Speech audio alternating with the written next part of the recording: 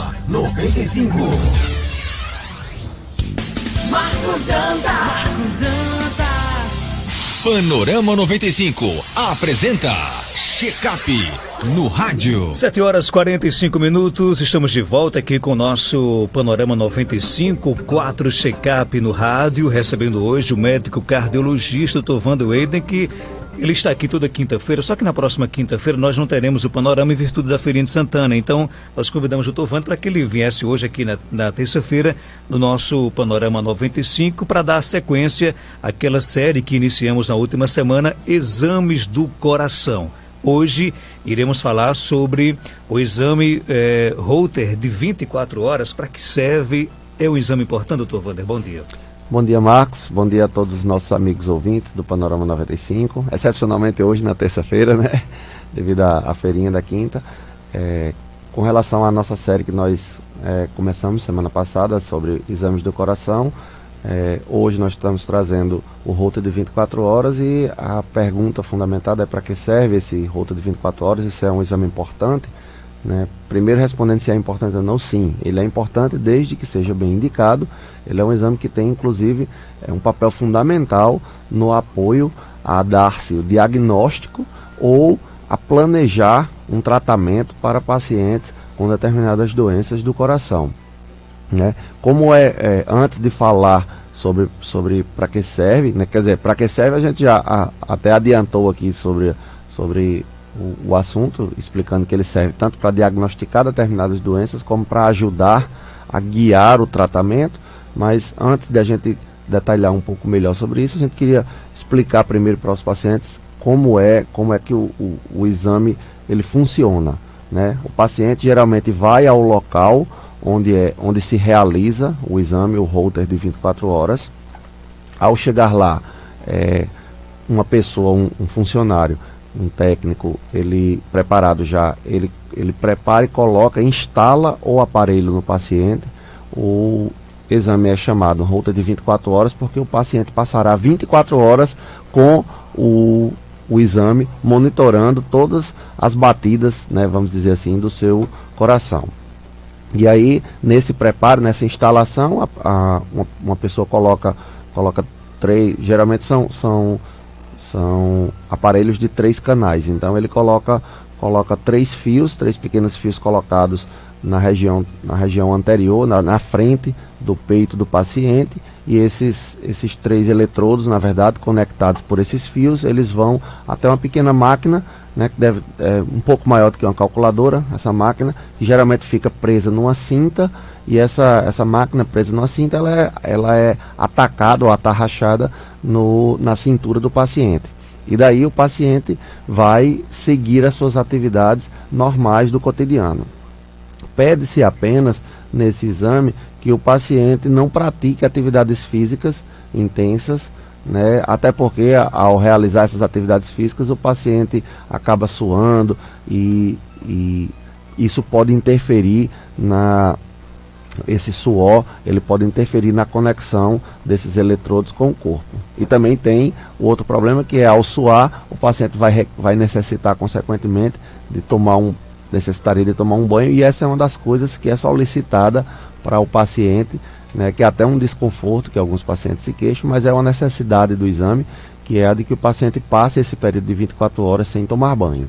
Então ele é orientado a tomar banho imediatamente antes de ir para o local onde será instalado o exame, e aí ele passa essas 24 horas sem tomar banho, porque aí o aparelho ele não é a prova d'água, e tomar banho, retirar o aparelho implicaria em você passar um momento sem estar monitorando as atividades do coração, e além do mais a pessoa pode não estar preparada adequadamente para reinstalá-lo da maneira correta, e isso pode trazer prejuízos para o exame, para a gente conseguir detectar melhor o exame. Isso não funcionaria. Então, por isso o paciente é orientado a tomar banho imediatamente antes de vir para realizar o exame, passa as 24 horas com o exame monitorizando, e depois, assim que ele deixa o exame no dia seguinte, né, quando ele volta para o mesmo local onde foi instalado, e aí o aparelho ele é retirado, e aí ele já está livre para, se quiser, voltar e tomar o seu banho novamente.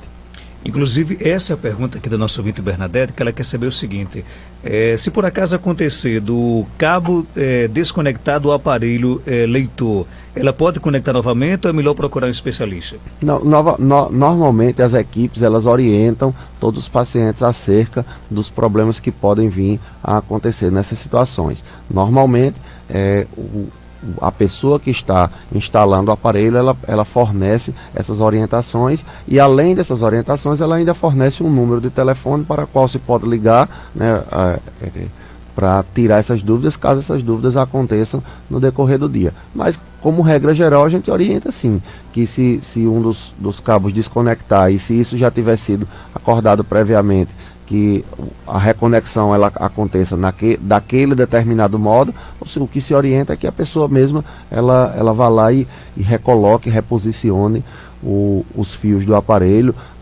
seja no peito ou seja na sua outra extremidade, que é na conexão com a caixinha onde está localizado o leitor do aparelho. Mas acontece sempre essa desconexão dos cabos? Não, isso é bem raro. Né? Na verdade, essa desconexão é rara. Às vezes ela acontece por algum movimento inesperado que aconteceu do paciente, não é comum. Quando ele se desconecta da caixinha do leitor, né?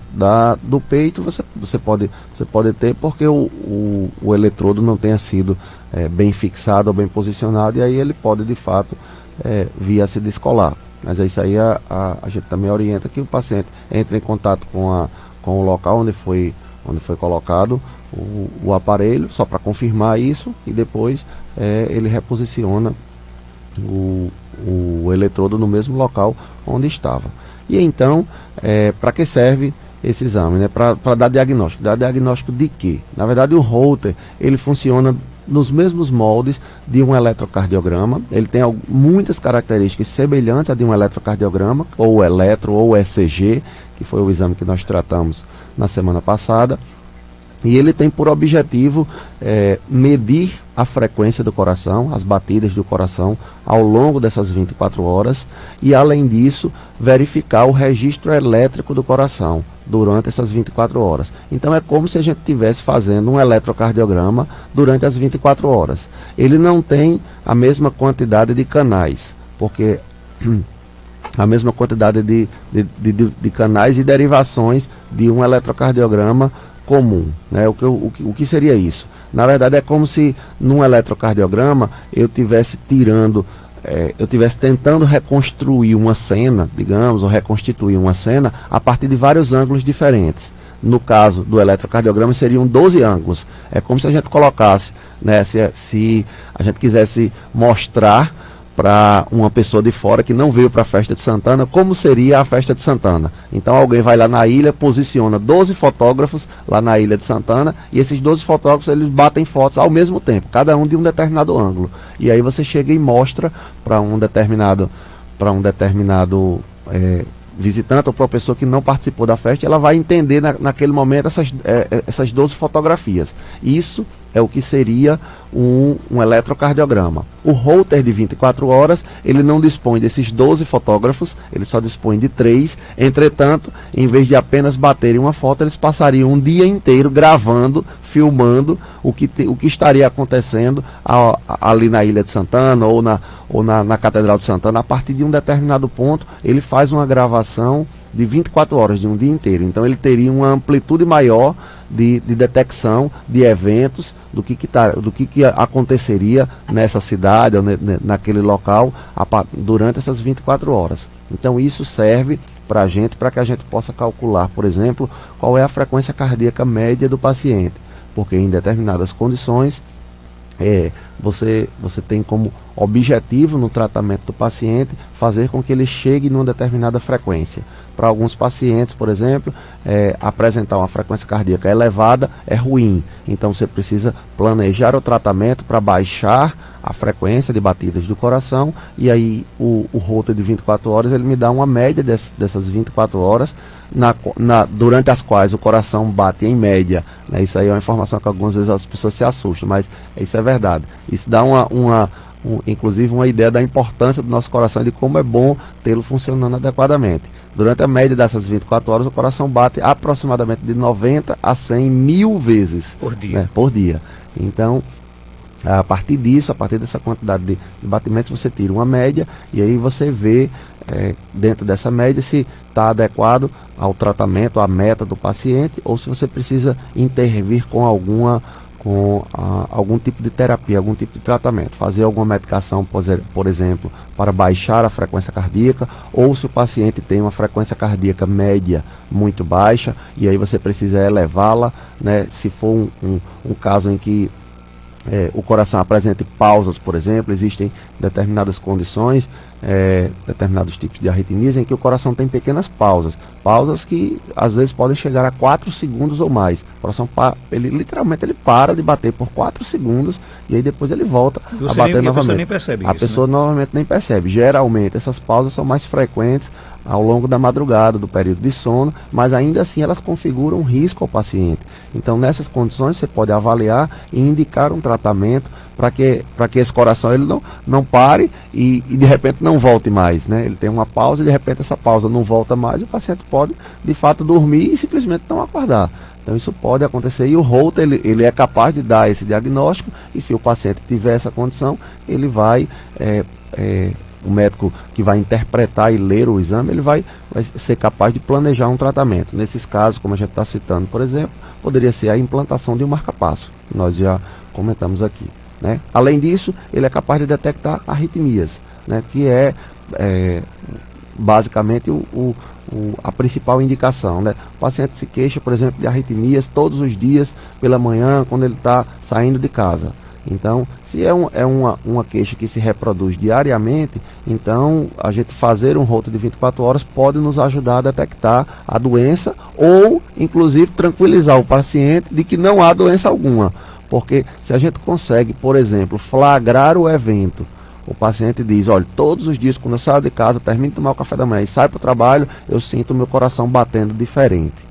E aí, é todos os dias mesmo, meu amigo? É todos os dias. Então vamos aplicar um exame do Holter de 24 horas. O paciente implanta o exame, quando sai de casa depois do café da manhã, ele sente o sintoma. E aí ele registra esse sintoma num diário, num determinado horário. Ele diz, olha, foi às 7h48 da manhã que eu senti o sintoma. E aí, depois que isso é registrado, quando ele vai devolver o aparelho, ele devolve também esse diário com o registro, e aí se faz a comparação. Se às 7h48 ele sentiu esse sintoma do coração batendo diferente, vamos ver aqui o que é que estava acontecendo.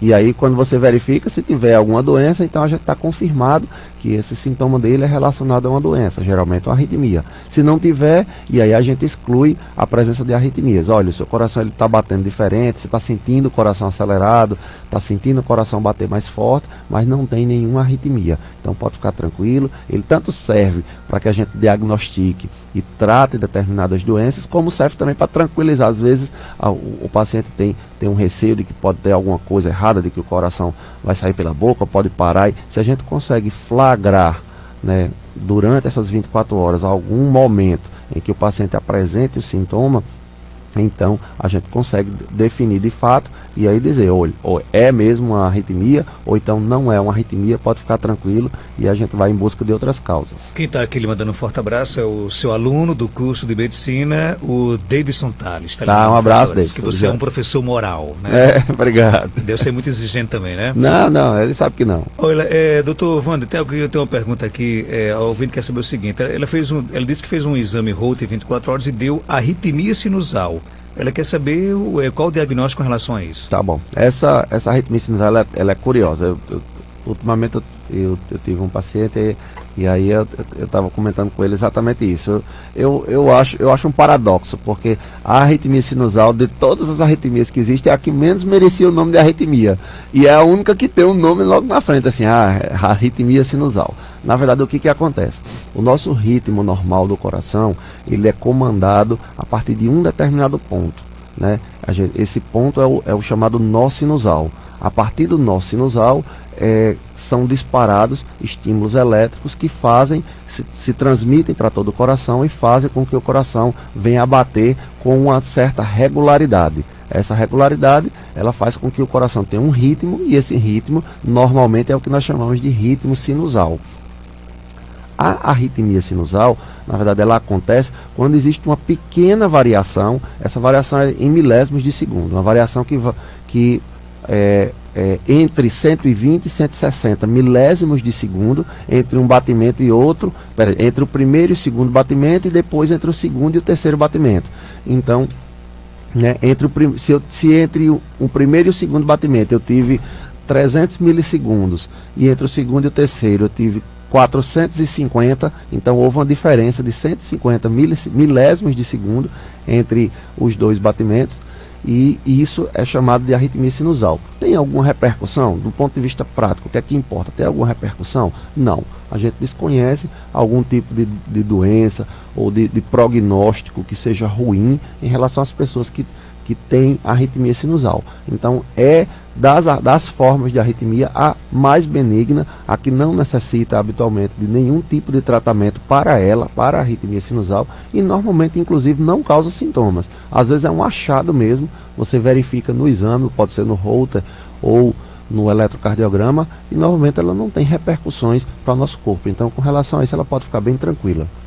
Tem aqui uma pergunta do nosso amigo, né, jornalista dos bons, Josenildo Carlos. Ele coloca o seguinte: os exames de ECG, ecocardiograma e ergométrico são suficientes para não ser necessário fazer o Holter? Não, tudo isso, essa é uma avaliação que ela é feita individualmente, né, para cada paciente, definindo em relação à queixa do paciente. Primeiro, não é necessário, não é obrigatório que o Holter ele esteja presente, ou seja, solicitado logo na primeira consulta do paciente, certo? Dependendo da queixa, que isso pode ser solicitado. E também não é obrigatório que um teste ergométrico com um ECG e um ECG substituam a presença do Holter. Na verdade, o Holter, quando ele é bem indicado, ele exerce um papel que só ele é capaz de fazer. A questão é ele ser bem indicado nessa situação. Então, se o paciente tem uma queixa que pode ser solucionada, uma queixa que gera uma dúvida no médico, e essa dúvida ela pode ser solucionada através do Holter de 24 horas, é aí onde o Holter tem a sua indicação. O Holter ele não é capaz de dar determinadas informações que o eletrocardiograma fornece, ou que o teste ergométrico fornece, ou que o ecocardiograma fornece. O Holter ele não é capaz de fornecer. Entretanto, o ecocardiograma não é capaz de fornecer determinadas informações que só o Holter é capaz de nos fornecer. Então tudo depende do quadro clínico do paciente. Não quer dizer que uma pessoa que tenha feito teste ergométrico, eco e eletrocardiograma, ele precise, só porque o Holter fornece outras informações, não quer dizer que ele precise, mas também não quer dizer que ele está garantido, está tranquilo, porque ele fez um teste, um eco e um eletrocardiograma, está garantido, está tudo bem do coração. Tudo depende do que ele está sentindo, de qual é a suspeita do diagnóstico, né, a partir do quadro clínico, e se o médico indicou bem esses exames ou o Holter mesmo. A Estelita dela conta que o irmão dela tem um cansaço que chega a entupir o nariz, tampa a garganta, sente dores fortes no peito. Isso pode ser o coração? Pode. Normalmente essas queixas de cansaço, elas levam ou suscitam a possibilidade de alguma doença no coração, tanto nos médicos quanto na maioria dos pacientes. O que faz com que a gente pense um pouco menos nessas condições aí é essa relação de que o nariz fica obstruído, o nariz fica entupido. Normalmente, a queixa de cansaço dos pacientes que tem doença relacionada ao coração, ela é uma queixa de falta de fôlego. E essa falta de fôlego, ela independe da circulação do ar. Nesse caso aí, uma falta de ar que ela seja proveniente de uma obstrução das vias aéreas, ela está nitidamente relacionada ao impedimento da passagem do ar. O ar não consegue passar pelo nariz, e algumas pessoas não conseguem respirar, por exemplo, de outro modo, pela boca, e aí, em função disso, a pessoa sente o desconforto, sente a falta de ar. Nessas condições, com a obstrução nasal, a gente normalmente não atribui ao coração. Agora, se além disso, fora desses momentos, quando você tem a passagem livre, o ar ele pode passar do jeito que ele quiser, pelo nariz, pela boca, e o paciente, mesmo assim, ele sente um desconforto, ele sente que a sua respiração ela não está sendo adequada e não está sendo suficiente para as suas necessidades, e ele fica querendo mais ar, né, buscando mais ar, e isso de fato pode ser relacionado ao coração, e aí precisa ser investigado. A nossa amiga Inácia Santos, fotógrafa, ela pergunta o seguinte: eu tenho um acelero no coração, fiz o teste ergométrico, mas não deu arritmia e só aguentei 5 minutos, é normal? Depende do protocolo que foi utilizado nesse exame, né? O que normalmente a gente utiliza é uma tabela em que se compara o grau de esforço atingido pelo paciente, né? No caso ela atingiu 5 minutos. A partir disso e do protocolo que foi utilizado, a gente estima a capacidade física do paciente. E aí a gente compara a capacidade física desse paciente com a média das pessoas que têm a mesma idade e o mesmo sexo dela, no caso sexo feminino, e aí a gente sabe se realmente esse exame ele foi não o exame em si, mas a capacidade física do paciente ela foi apropriada ou não. Com relação à queixa, que ela diz que sente o coração acelerando, o teste ergométrico é um dos exames que pode auxiliar nesse diagnóstico, né? No diagnóstico ou na suspeita de que o paciente possa ter, por exemplo, uma arritmia ou alguma outra condição cardíaca, como insuficiência cardíaca, que possa levar ao acelero do coração, que não seja necessariamente uma arritmia. O teste ergométrico é um dos exames que pode auxiliar nisso. O Holter de 24 horas também poderia auxiliar, e aí depende do médico ter solicitado ou não esse exame. Abraçar aqui o nosso amigo Suetônio. Hoje rapaz, Suetônio. Hoje, Festa de Santana, ele não quis mandar pergunta, mas ele fez aqui uma declaração. Ele tá. disse o seguinte: olha, meu coração está muito bem, também já sofreu muito. Hoje o programa com o Dr. Wander deixa a gente mais tranquilo. Coisa boa, né? Tá bom, que coisa boa. Agradeço, um abraço. Santana, né? Tô tranquilo na paz. Tô esperando pela pergunta dele, né? Deixa a próxima quinta-feira. Tá, Dr. Wander, obrigado pela sua participação. Boa Festa de Santana. Até quinta-feira, se Deus quiser. Eu agradeço a participação. Desejo a todos uma excelente festa, com muita paz, muito amor, muita fé para todos nós. E próxima, não essa próxima, né? Na outra clínica, depois da feirinha, a gente retorna aqui, se Deus quiser. 8 horas.